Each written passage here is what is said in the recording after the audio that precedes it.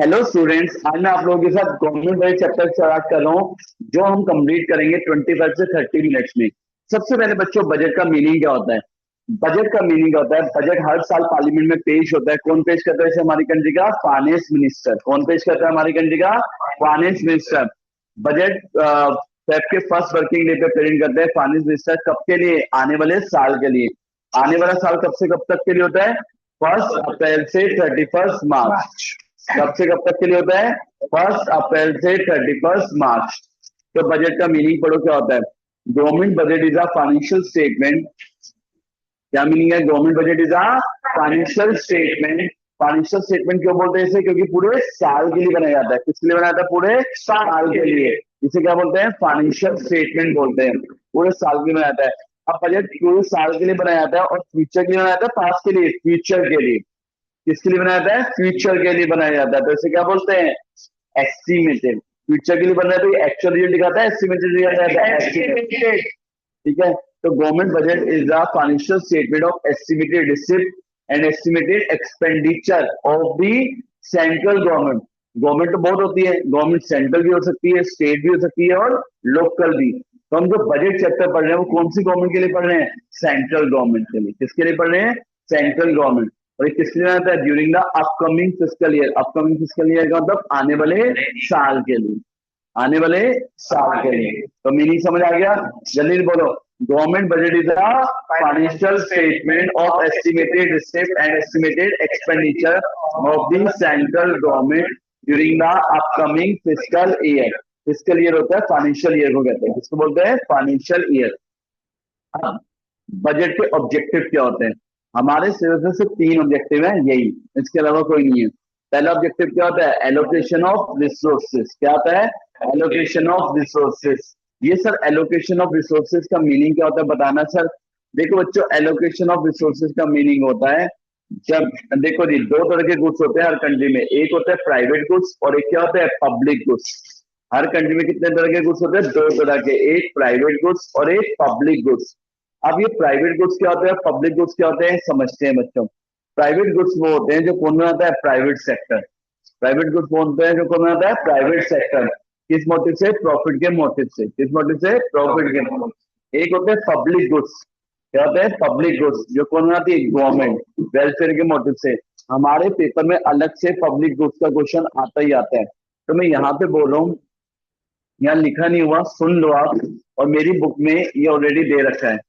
मेरी बुक में जो एनसीईआरटी के कुछ नोट्स हैं वहां पे ये दे रखा है। मैं बता रहा हूँ क्या होता है पब्लिक गुड्स। पब्लिक गुड्स क्या होते हैं? जो नॉन राइवल होते हैं। और क्या होता है? Non excludable. क्या होते हैं?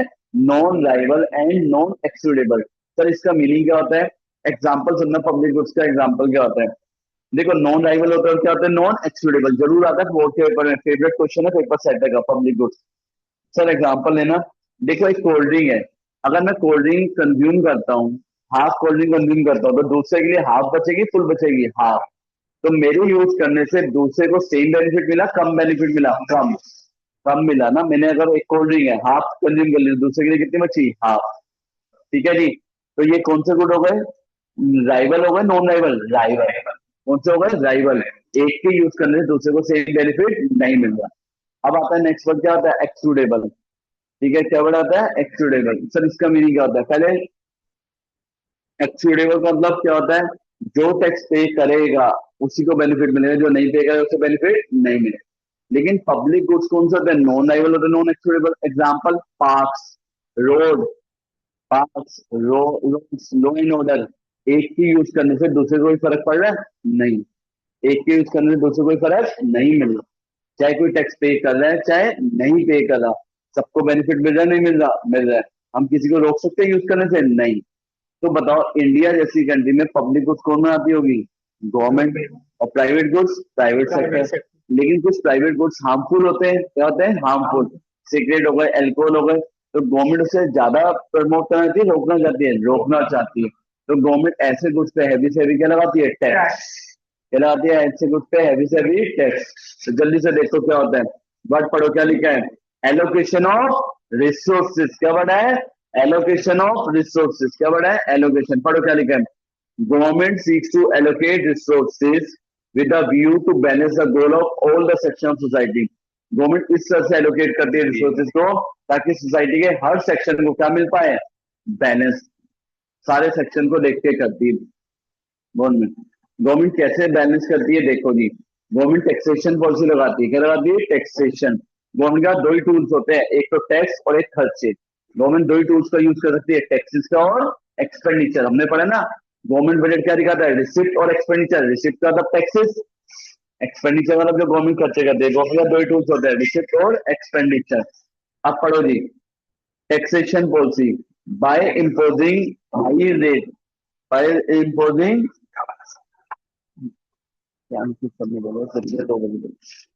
by imposing taxes at higher rate, by imposing taxes at higher rate, government क्या करती है, हार्मफुल प्रोडक्ट को क्या करती है, डिस्करेज करती है। गवर्नमेंट क्या करती है, हार्मफुल प्रोडक्ट को डिस्करेज करती है। टबैको को, लिकर को, इन सबको क्या करती है, डिस्करेज करती है।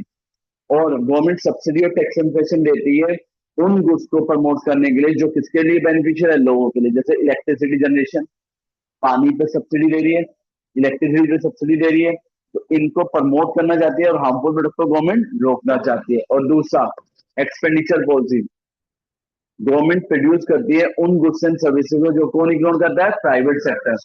गवर्नमेंट इग्नोर करती है उन गुड्स, गवर्नमेंट प्रोड्यूस करती है उन गुड्स सर्विस को जो इग्नोर करता है कौन, प्राइवेट सेक्टर। क्यों, क्योंकि प्राइवेट सेक्टर को लगता है यहाँ इन्वेस्टमेंट ज्यादा, रिटर्न क्या है, कम। अब वाटर सप्लाई, अब वाटर सप्लाई कौन दे रहा है, गवर्नमेंट दे रही है। सैनिटेशन कौन दे रहा है, गवर्नमेंट दे रही है। लॉ एंड ऑर्डर कौन दे रहा है, गवर्नमेंट दे रही है। यहाँ तक क्लियर है। क्या ये किसी भी कंट्री में प्राइवेट सेक्टर देता है, नहीं, क्योंकि इसमें इन्वेस्टमेंट ज्यादा, रिटर्न क्या है, कम। तो इनकी प्रोडक्शन गवर्नमेंट खुद करती है। तो एलोकेशन समझ आ गया, हार्मफुल प्रोडक्ट पर टैक्स लगाना, बेनिफिशियल गुड्स पे क्या लेना, टैक्स कंसेशन और सब्सिडी, और उन चीजों को प्रोड्यूस करना जहां प्राइवेट सेक्टर कम इंटरेस्ट दिखा रही है। टीचर को ये पॉइंट चाहिए, अगर 4 नंबर का आ जाए, 6 नंबर का, ये पॉइंट लिख दो, पूरे मार्क्स मिल जाएंगे। और ये आता है 4 से 6 नंबर का, केस स्टडी में बहुत आएगा। अभी तो मैं पूरे चैप्टर करवा रहा हूँ। यहाँ तक क्लियर है। सेकेंड पॉइंट पढ़ो, क्या आता है, रिडक्शन इन इनकम इनइक्वालिटी और रीडिस्ट्रीब्यूशन ऑफ इनकम। इनइक्वालिटी का मतलब क्या होता है, रिच और पुअर की इनकम में गैप। क्या होता है, रिच और पुअर की इनकम में जो गैप होता है उसे हम क्या बोलते हैं, इनइक्वालिटी ऑफ इनकम। क्या बोलते हैं उसे, इनइक्वालिटी ऑफ इनकम।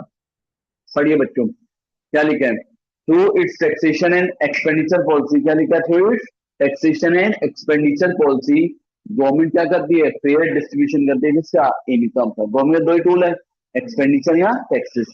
गवर्नमेंट क्या करती है, प्रोग्रेसिव टैक्सेशन पॉलिसी लगाती है। क्या लगाती है, प्रोग्रेसिव का मतलब क्या होता है, higher the income higher the rate of tax.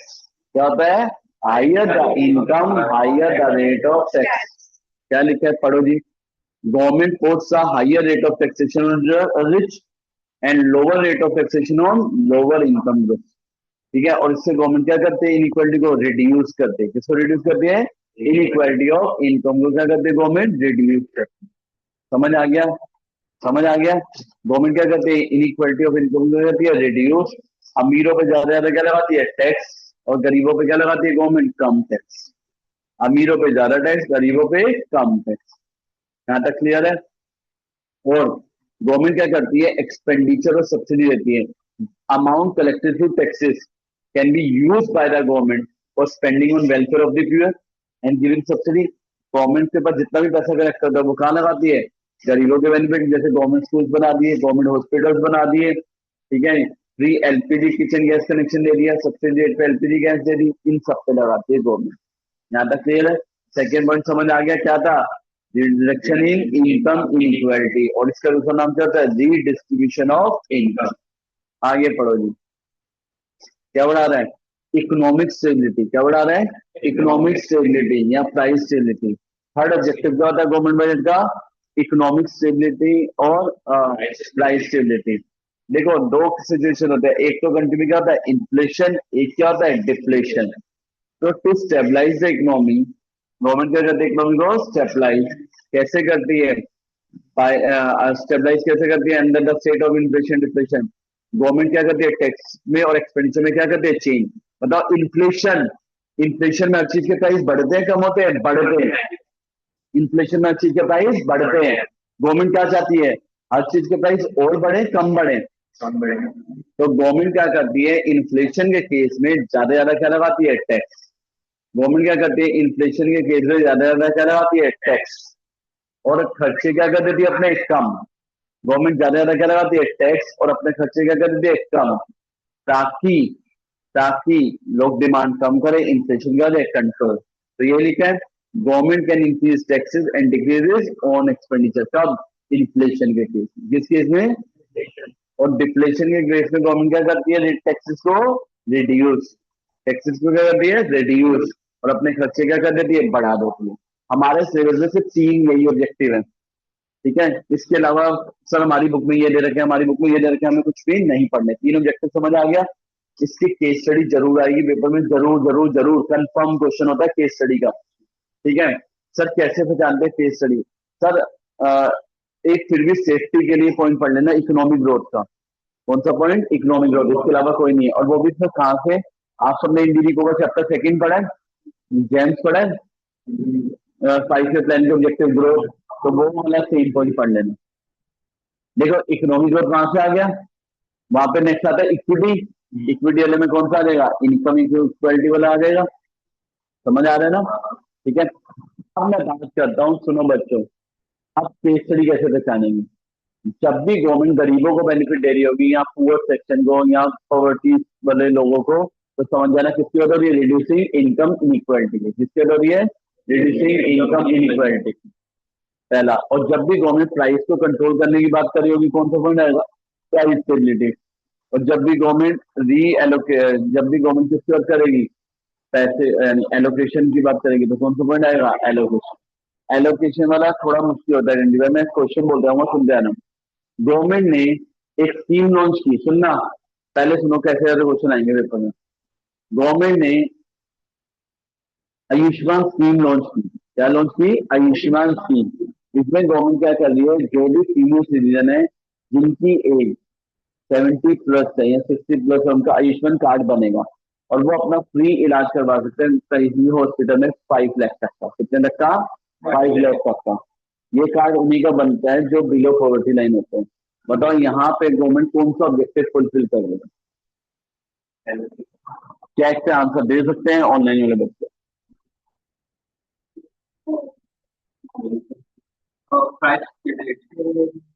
Online वाले बच्चे, एक सेकेंड, ऑनलाइन वाले बच्चे चैट पे आंसर दीजिए, मैं वेट कर रहा हूँ। कौन सा ऑब्जेक्टिव होगा आयुष्मान कार्ड में, इनकम वाला। इसका आंसर क्या होगा, रिड्यूसिंग इनकम इनइक्वालिटी। पुअर को बेनिफिट दे रहे हैं, किसको बेनिफिट दे रहे हैं, पुअर को।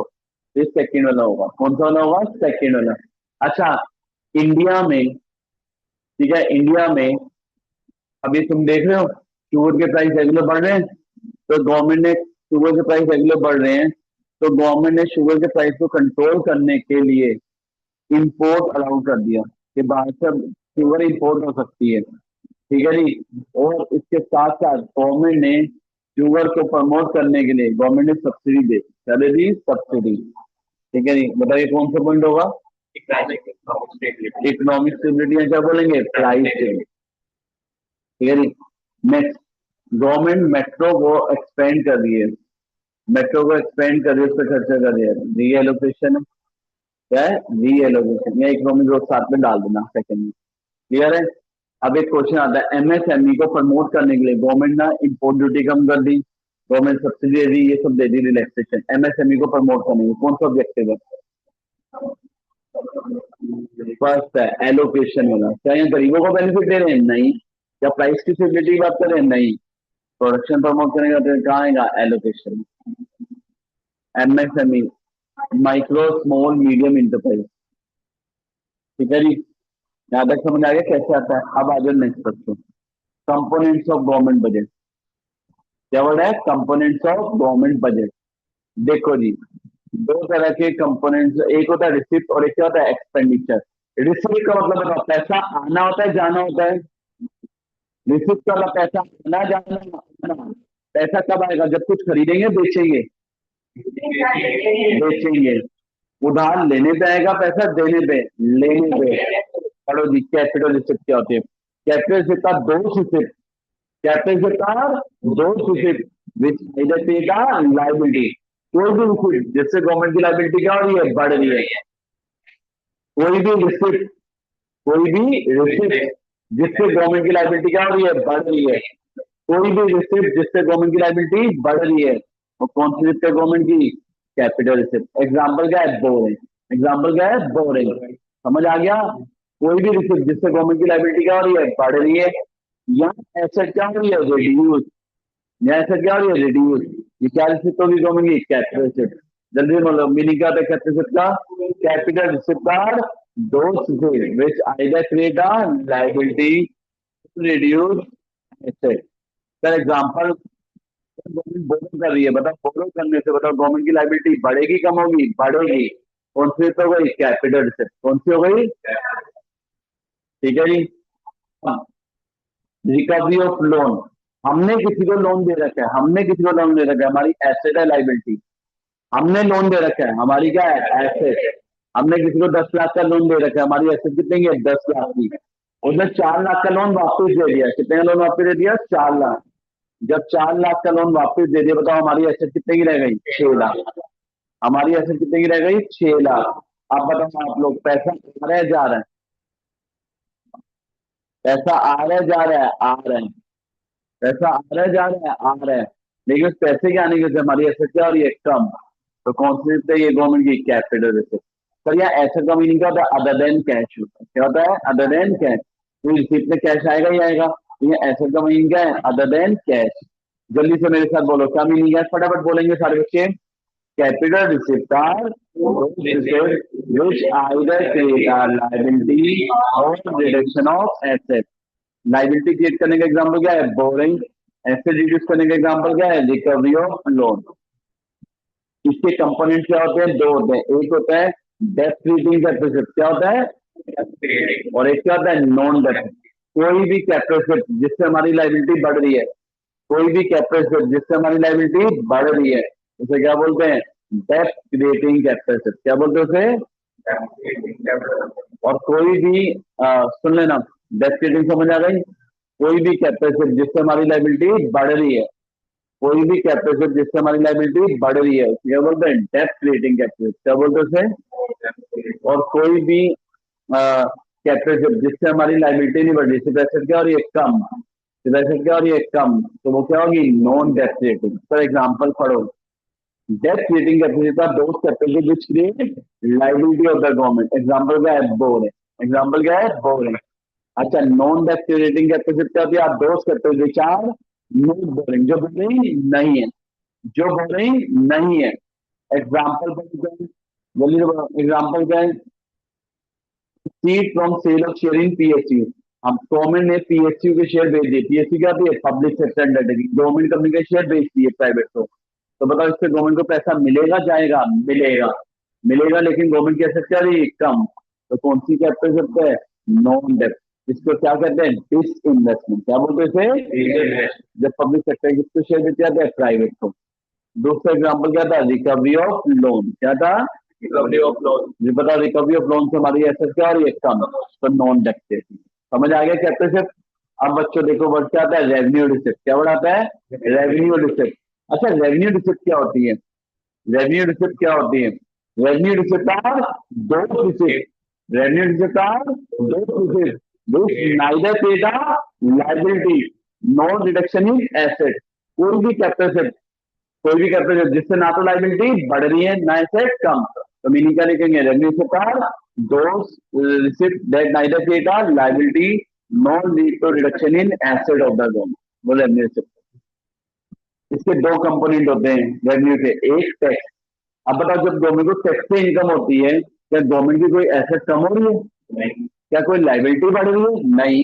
फिर भी पैसा आ रहा है, कहाँ पे लिखेंगे, टैक्स रेवेन्यू में। कहाँ पे लिखेंगे, टैक्स में। टैक्स का मीनिंग क्या होता है, पढ़ो, टैक्स का मीनिंग क्या होता है, tax is a legally compulsory transfer payment made by the people to the government. Tax क्या होता है, एक लीगली कंपल्सरी पेमेंट होती है जो पब्लिक किसको देती है, गवर्नमेंट को, without any direct benefit in return, without any direct benefit in return. आगे, टैक्स को दो पार्ट में डिवाइड किया था, डायरेक्ट और इनडायरेक्ट। डायरेक्ट को दो पार्ट में डिवाइड किया था, कौन कौन से, डायरेक्ट और इनडायरेक्ट। अभी डायरेक्ट टैक्स क्या होते हैं और इनडायरेक्ट टैक्स क्या होते हैं, सुनना। तुम्हारी इनकम पे टैक्स लगा, तुम्हारी इनकम पे क्या लगा, टैक्स लगा। इनकम पे कौन सा टैक्स लगता है, इनकम टैक्स। क्या लगता है इनकम पे, इनकम टैक्स। तुम्हारे प्रॉफिट पे टैक्स लगा, कौन सा टैक्स लगता है प्रॉफिट पे, कॉर्पोरेट टैक्स। कौन सा टैक्स लगता है, प्रॉफिट पे कॉर्पोरेट टैक्स। अगर गवर्नमेंट तक नहीं पहुंचा, गवर्नमेंट तुम्हें पकड़ेगी किसी और को, तुम्हें, तो वो कौन सा टैक्स होगा, डायरेक्ट। मीनिंग क्या लिखा है एनसीईआरटी में पढ़ो, direct taxes collected directly from the income earner. Direct tax वो टैक्स होता है जो डायरेक्टली किससे लिया जाता है, गवर्नमेंट इनकम अर्नर से लेती है, कमाने वाले से। ठीक है जी। फर्स्ट इनकम टैक्स और क्या होता है, corporate tax. Liability of paying direct tax can not be shifted. Direct tax का बर्डन शिफ्ट नहीं हो सकता, डायरेक्ट टैक्स का बर्डन शिफ्ट नहीं हो सकता। इसे हम सिंपल क्या लिखते हैं, देखो मैंने इसकी पूरी आधे घंटे की वीडियो बना रखी है। डायरेक्ट टैक्स क्या होते हैं, सिंपल, जब इंसिडेंस और impact of tax lie on the same person. क्या होता है, incidence and impact of tax lie on the same person. जब इंसिडेंस और इम्पैक्ट ऑफ टैक्स एक ही पर्सन पे होता है उस टैक्स को क्या बोलते हैं, डायरेक्ट टैक्स। क्या बोलते हैं उसे, डायरेक्ट टैक्स। यहां तक समझ आ गया डायरेक्ट टैक्स आपका, ठीक है जी। और डायरेक्ट इनडायरेक्ट टैक्स का मीनिंग क्या होता है, जीएसटी कौन सा टैक्स है, इनडायरेक्ट टैक्स। गवर्नमेंट तक नहीं पहुंचता, गवर्नमेंट हमें पकड़ती है, प्रोड्यूसर को पकड़ती है, तो पे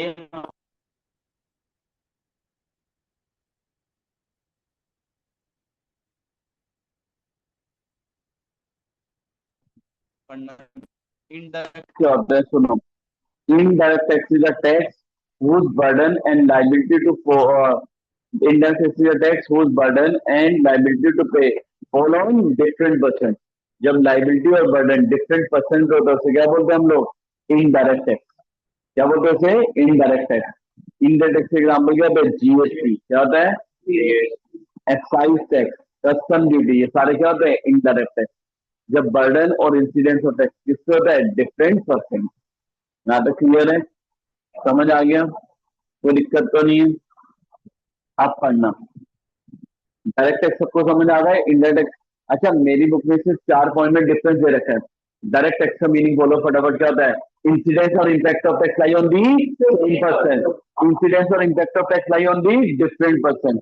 इनडायरेक्ट टैक्स में क्या होता है, इंसिडेंस और impact lie on the different person. Direct tax burden shift हो सकता है, नहीं हो सकता, इनडायरेक्ट टैक्स से बर्डन शिफ्ट हो जाता है।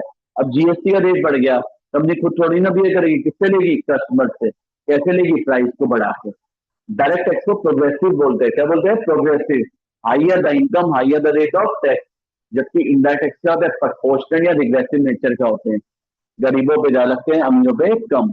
डायरेक्ट टैक्स, डायरेक्ट टैक्स किस पे लगते हैं, हमारी इनकम पे और हमारे प्रॉफिट पे।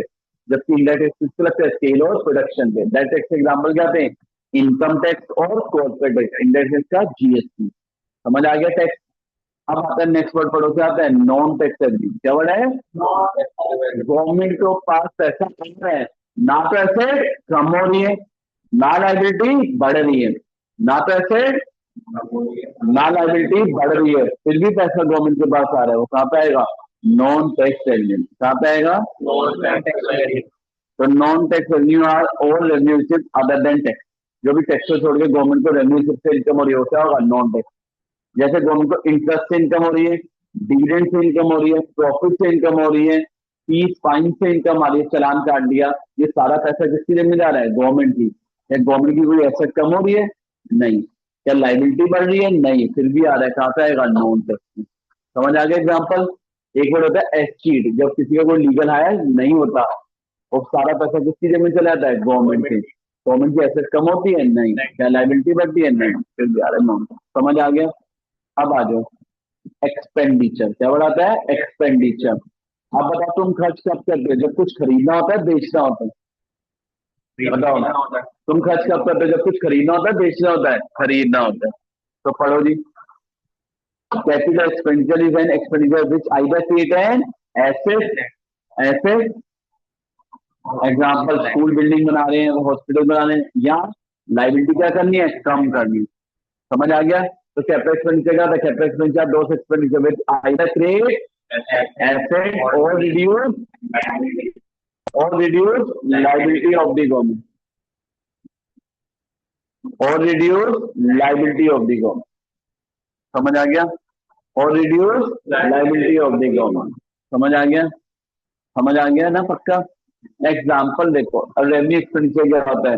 रेवेन्यू एक्सपेंडिचर एन एक्सपेंडिचर विच neither create asset nor reduce liability.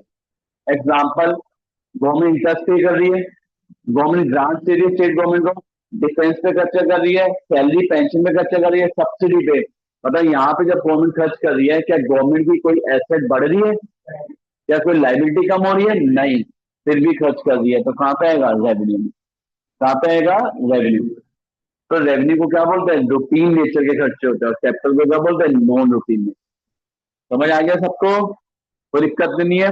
अच्छा, गवर्नमेंट ने आयुष्मान स्कीम पे पैसा खर्च किया, तो ये revenue expenditure capital. Ayushman scheme पे रेवेन्यू ना तो एसेट बढ़िया ना लायबिलिटी कम। कोविड वैक्सीन पे खर्चा किया, फ्री में वैक्सीन लगा के रही है गवर्नमेंट, कौन सा खर्चा है? रेवेन्यू।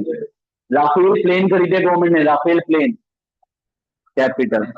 सर डिफेंस के खर्चे तो आपने यहाँ लिखा है कि रेवेन्यू में डिफेंस सर्विस के खर्चे हैं, यहाँ पे प्लेन खरीदे, एसेट खरीदे, कैपिटल। समझ आ गया पूरा? ओके। अब आ जाओ लास्ट टॉपिक, बताओ चैप्टर लगा मुश्किल? पूरा चैप्टर हो गया, 6 मिनट की क्लास है, 6 मिनट में टॉपिक खत्म होगा। एक वर्ड होता है डेफिसिट। क्या वर्ड होता है? डेफिसिट। अच्छा बच्चों बताओ, डेफिसिट का मतलब क्या होता है? कमी। डेफिसिट का मतलब क्या होता है? कमी। 3 तरह के बजट होते हैं।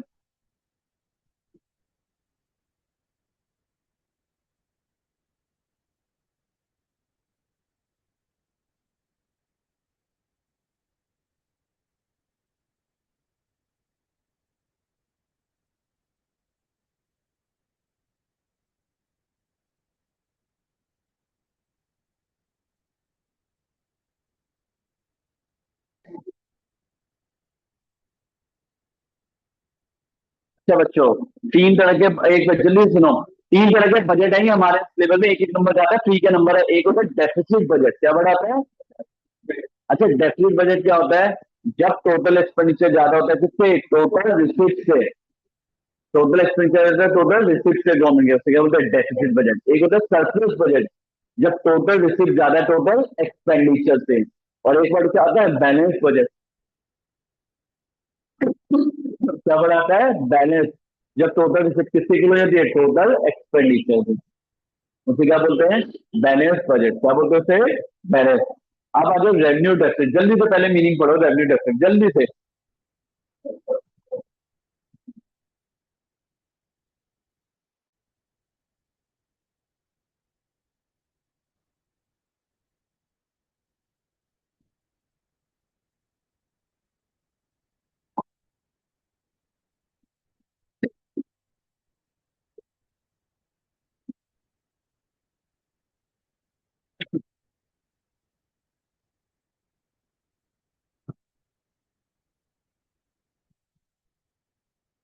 क्लियर? अब डेफिसिट बजट क्या होता है? जब खर्चे ज्यादा है किससे? रिसिप्ट से। यहाँ पे क्या बढ़ा रहा है? Revenue deficit. तो रेवेन्यू डेफिसिट का मतलब क्या होता है? जब गवर्नमेंट के रेवेन्यू एक्सपेंस से ज्यादा होता है किससे? रेवेन्यू रिसिप्ट से। जब गवर्नमेंट के रेवेन्यू एक्सपेंस से ज्यादा होता है किससे? रेवेन्यू रिसिप्ट से, ड्यूरिंग अ फिजिकल ईयर, उसे हम क्या बोलते हैं? Revenue deficit. क्या बोलते हैं उसे? Revenue deficit. समझ आ गया? और ये क्या दिखाता है? कि गवर्नमेंट अनेबल है अपने रूटीन के खर्चे फुलफिल करने के लिए रूटीन की इनकम से। ठीक है जी? इसका मतलब गवर्नमेंट को सेविंग करनी पड़ेगी या बोरो करना पड़ेगा। क्या करना पड़ेगा? बोरो। समझ आ गया? और फिजिकल डेफिसिट, फिजिकल डेफिसिट का मतलब क्या होता है? जब गवर्नमेंट के टोटल एक्सपेंडिचर ज्यादा है किससे? टोटल रिसिप्ट से। जब गवर्नमेंट के टोटल एक्सपेंडिचर ज्यादा है किससे? देखो जी, फिजिकल डेफिसिट का मतलब क्या होता है? जब गवर्नमेंट के टोटल एक्सपेंडिचर ज्यादा है किससे? टोटल रिसिप्ट से। लेकिन टोटल रिसिप्ट हम किसको इंक्लूड नहीं कर रहे? बोरिंग को। किसको इंक्लूड नहीं कर रहे? बोरिंग को। तो उसे हम क्या बोलते हैं? Physical deficit. क्या बोलते हैं? तो फिजिकल डेफिसिट का मीनिंग समझ आ गया? क्या मीनिंग है जल्दी बोलो? Total expenditure is more than total receipt excluding boring. Total expenditure is more than total receipt excluding boring. अब टोटल रिसिप्ट 1 लाख के, टोटल रिसिप्ट कितनी है? 80,000 की। कमी कितने की है? 20 है। अब 20,000 किससे पूरा करेंगे? बोरो करके। तो फिजिकल डेफिसिट किसको दिखाता है? Boring requirement. क्या दिखाता है? गवर्नमेंट की बोरिंग रिक्वायरमेंट। और गवर्नमेंट कहां कहां से बोरो कर सकती है बताओ? होम से, आरबीआई से और एब्रोड से, ठीक है जी। लार्ज फिस्कल डेफिसिट का मतलब क्या होता है? Large amount of boring. Large fiscal deficit का मतलब क्या है? लार्ज अमाउंट ऑफ बोरिंग, और जिससे लार्ज बर्डन बढ़ेगा इंटरेस्ट देने का और रीपे करने का। समझ आ गया? लास्ट क्या आता है? Primary deficit. क्या आता है? Primary deficit. अच्छा बताओ, प्राइमरी डेफिसिट का फॉर्मूला क्या होता है? Fiscal deficit minus interest payment. Fiscal deficit minus interest payment. ये क्या दिखाता है? बोरिंग रिक्वायरमेंट गवर्नमेंट की other than interest payment. Government कितना बोरो कर रही है अदर देन इंटरेस्ट पेमेंट। ये क्या दिखाता है? गवर्नमेंट कितना बोरो कर रही है अदर देन इंटरेस्ट पेमेंट। समझ आ गया? ये क्या दिखाता है? गवर्नमेंट कितना बोरो कर रही है अदर देन इंटरेस्ट पेमेंट। समझ आ गया? हाँ जी, क्लियर है सबको? पक्का? तीनों लोग समझ आ गए? रेवेन्यू डेफिसिट, फिस्कल डेफिसिट और प्राइम। अच्छा एक चीज, एक क्वेश्चन आता है एनसीईआरटी का, फिस्कल डेफिसिट का इन्फ्लेशनरी नेचर का होता है? बताओ क्या फिस्कल डेफिसिट इन्फ्लेशनरी नेचर का होता है? देखो, फिस्कल डेफिसिट मतलब बोरो करने या नए नोट प्रिंट कर दे गवर्नमेंट। अगर गवर्नमेंट बोरो कर रही है कंजम्पशन पर्पज से, किस पर्पज से? तो उससे इन्फ्लेशन होगा। लेकिन अगर बोरो कर रही है गवर्नमेंट इंफ्रास्ट्रक्चर बढ़ाने के लिए, प्रोडक्शन पर्पज से, तो उससे इन्फ्लेशन नहीं होगा। अच्छा, जीरो प्राइमरी डेफिसिट का मतलब क्या होता है? जीरो प्राइमरी डेफिसिट का मतलब क्या होता है? गवर्नमेंट जितना भी बोरो कर रही है किसके लिए कर रही है? इंटरेस्ट के लिए। किसके लिए? इंटरेस्ट के लिए। एक लास्ट पॉइंट, लास्ट पॉइंट, बता ऐसा कौन सा डेफिसिट होता है जिसमें इंटरेस्ट पेमेंट इंक्लूड होती है? ऐसा कौन सा डेफिसिट होता है जिसमें इंटरेस्ट पेमेंट इंक्लूड होती है? Fiscal deficit. कैसे सर? प्राइमरी का फॉर्मूला क्या होता है? Fiscal minus interest. तो फिस्कल का फॉर्मूला क्या होगा? Primary plus interest. ये पूरा चैप्टर हमने कर लिया। अच्छा लगा तो सबसे पहले शो करें। ओके, बढ़िया रहा, सब कुछ क्लियर हो गया पूरा चैप्टर ए टू जेड।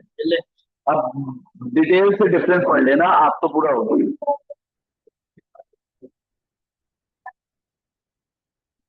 ठीक है, चलो जी। ठीक, मिलते हैं नेक्स्ट में। Bye bye.